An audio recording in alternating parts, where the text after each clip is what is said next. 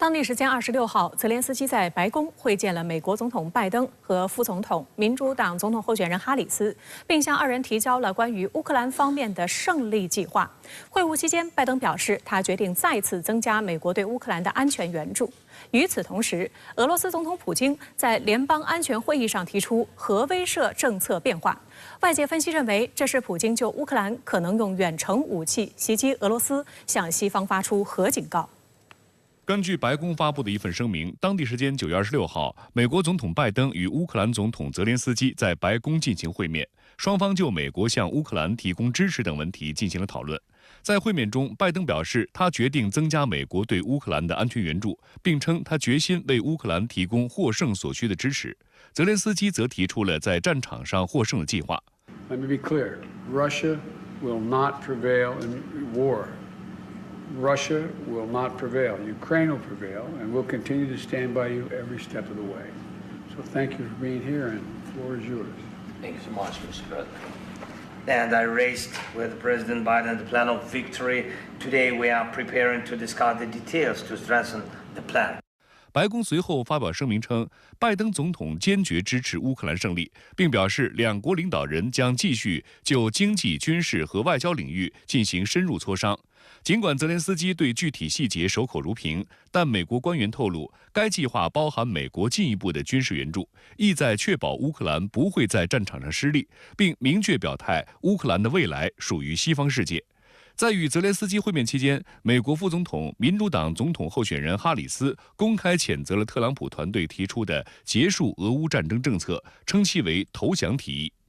There are some in my country who would instead force Ukraine to give up large parts of its sovereign territory, who would demand that Ukraine accept neutrality and would require Ukraine to forego security relationships with other nations. These proposals are the same of those of Putin.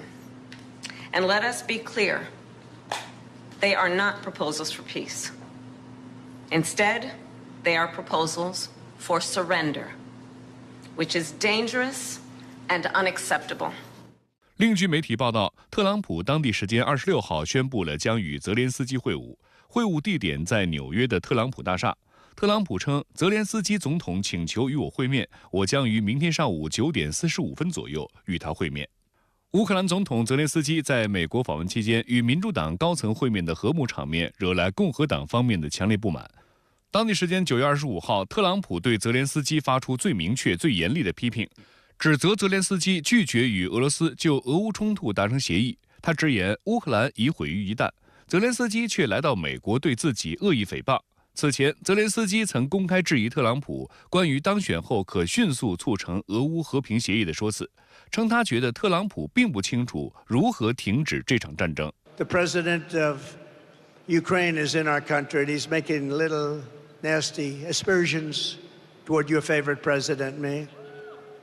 Ukraine is gone. It's not Ukraine anymore. There's not enough money to rebuild it if the whole world got together.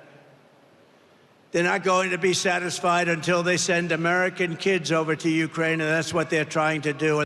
特朗普一再声称，若他当选，将立即结束俄乌冲突。本月早些时候，特朗普在接受美媒采访时表示，他有一个解决冲突的非常严格的计划，但在付诸行动之前无法透露细节。 对于泽连斯基此次访美，外界分析其最关键目的是获得美国允许乌克兰使用西方远程武器袭击俄罗斯领土纵深目标。对此，俄罗斯副外长韦尔西宁表示，美国及其盟友如果同意乌军用其武器对俄罗斯领土纵深发动打击，他们将成为对核大国俄罗斯联合攻击的直接参与方。